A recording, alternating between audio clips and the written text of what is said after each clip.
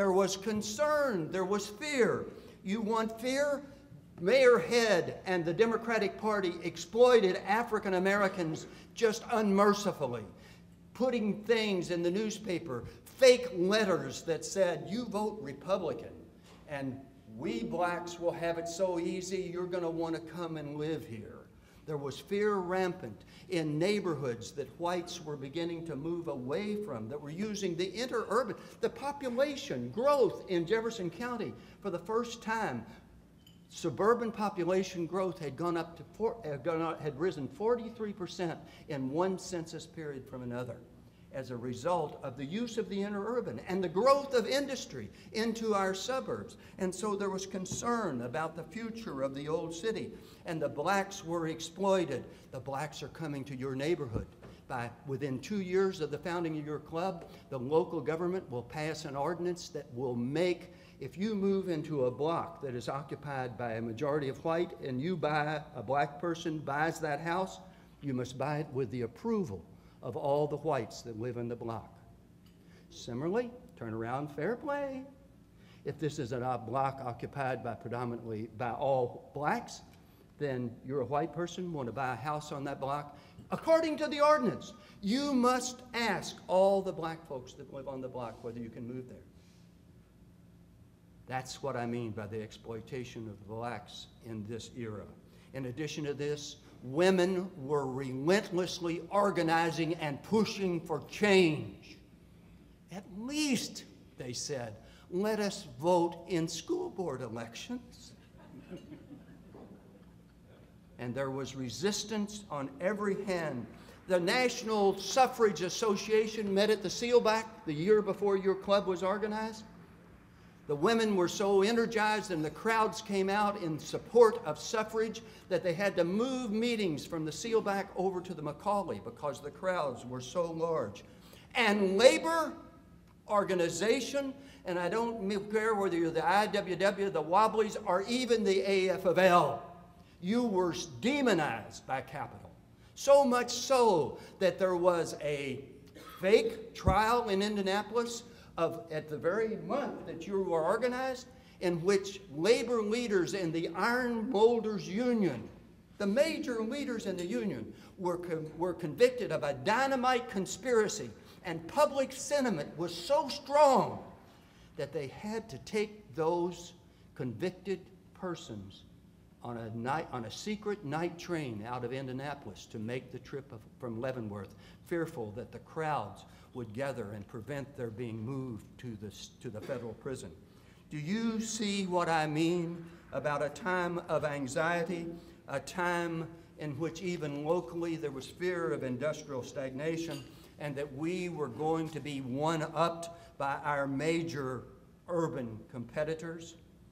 And so it was that there was organization. There was a whole movement in American life, basically 1890 to 1915. It's called the Progressive Era, and everyone was engaged in trying to get change. At least, not everyone, but some people, and especially the women, they get their vote. But once they got the vote, they contributed significantly to making this nation dry. The reformers got a federal constitutional amendment in 1913 to provide the income tax. Why? Because they were trying to break up the centers of overwhelming wealth. The reformers finally got the direct election of senators in 1913. Until that time, the moneyed interest manipulated the state legislators who elected the senators from each of the states, the 2 senators from each of the states. This reform impulse moved in the direction of breaking up monopolies. The women turned to issues arguing that they wanted to bring the values of the hearth to the public arena. They pressed for the vote. They supported anti-spitting laws. They looked for educational accountability. They formed settlement houses. They argued for conservation. They supported child and women labor laws. They pushed for the changing of the legal age of consent for marriage from 12 years of age to 18 years of age. In addition to that, the black reaction to the law that was passed in 1914 led to the creation of Louisville's NCAA, which hired attorneys and went to the Supreme Court of the United States and had Louisville's segregation law declared unconstitutional in the case of Buchanan versus Warley. In addition to that, there was a resistance to consolidation, even the creation of the Louisville Gas and Electric Company, which was a consolidation of 2 gas companies and 2 electric companies, which was finally achieved the year that you began as a club. But the progressives, politics was paralyzed. The Republican Party was split open when the Bull Moose Party, the leadership of Roosevelt, the former president, ran against Taft and allowed Wilson to win, because the summer of 1912 was the renting asunder of the Republican Party. And so as a result, there was anxiety across the board about these changes, but there was a progressive response. And that created a season in American life which I call a joining season.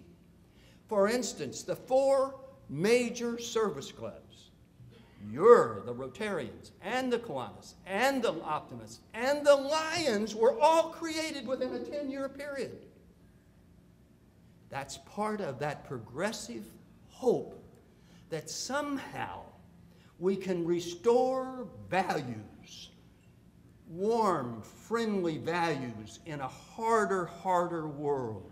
Somehow we can resist by uplifting our local businesses against the trust. Somehow we are going to be able to restore to America fundamental values. The progressive revolution was essentially the last hurrah, to a significant extent, of mainline Protestantism. Now, others were involved, don't misunderstand, but it was that traditional values, mainline Protestantism, that energized much of this reform movement. And so it was a season of joy. You know why I think these service clubs, including yours, were created in part? Because the old neighborhood-based ethnicity, religious, Catholic, Protestant ethnicity, that were formed in hundreds and hundreds in the 1860s, 70s, and 80s of benevolent associations that provided a little insurance, that also helped when a member died. These kind of neighborhood, ethnic, religiously based benevolent clubs, they had begun to fade. Do you know that in 1880, 43% of Louisvillians claimed either themselves or their parents were born in another country? 43% of Louisvillians. Well, that old neighborhood-based ethnicity was beginning to break up. And so it led to the creation of, I think, the service club movement. In addition to that, these clubs, including your own, will very quickly take on the strong face of an essential progressive do-goodism in the face of the intractable challenges of American life.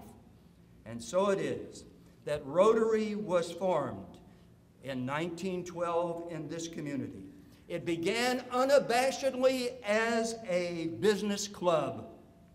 Business and service is the way they talked, with a classification, but you know their opponents, the opponents of early Louisville Rotary, they claimed that this was a restraint of trade if you agreed to do business just with your fellow, or sister, ultimately sister Rotarians. And so Rotary insisted, no, we're only about the building up of business and the honing of business standards and professional standards. It was a time of professionalization. And so it is that early Rotary struggled with fundamental challenges. Here's one. Are you going to kick them out? Are you going to kick a member out if you miss 2 times? Here's another.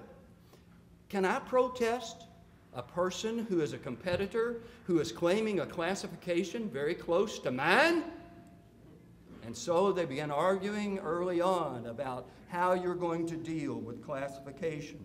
And so it is that Rotary was formed. But quickly, very, very quickly, and I'm headed home, very, very quickly that boosterism of one business in association with a network of other businesses gathered in Rotary, that kind of boosterism quickly turned into a positive and in some ways very refreshing and innocent boosterism for the community, promoting the welfare of the community. Within a year, within months, Rotary, the Sparks, began noting that we are supporting the $1 million school bond issue. We are supporting the effort to get the Federal Reserve Branch Bank to come to Louisville. We are passing the hat at an early meeting to help a poor family that had been mentioned in a talk by a Rotarian, helping with the Salvation Army Fund, attacking unemployment, celebrating members who had been a leader in the anti-TB flag campaign, all of these things. Well, Rotary, happy birthday 100 years later. It is true, there is much in current life for which we can feel hopeful here in Louisville, just like 1912. City of Parks, we are resolving ultimately some logistic issues. Downtown revitalization, waterfront park, private and public universities that have deep roots and good spirit and good leadership. But there is also a season of anxiety just like 1912 when you were founded. A draggingly painful, uncertain economy, a politics that feels paralyzed and divisive, an unraveled consensus that we thought we had agreed on a whole lot of issues. Are we really going to have to refight the issue of natural selection as a means of explaining change in nature versus creationism? We thought we had put that to rest. And the wealthy calling the shots, or at least that's what they're accused of doing exclusively. Permanent underclass with an easy propensity to violence. Our heavy bruising footprint on this earth. Education and you're doing something about this, not meeting the demand in a world economy for jobs. A deep debate over fundamental American values. Oh me, Quo Vadis, Louisville, the Rotary Club of Louisville. Its hopefulness and its caring, unapologetic enthusiasm, and a club and a community boosterism still survives and promotes service above all. Thank you very much.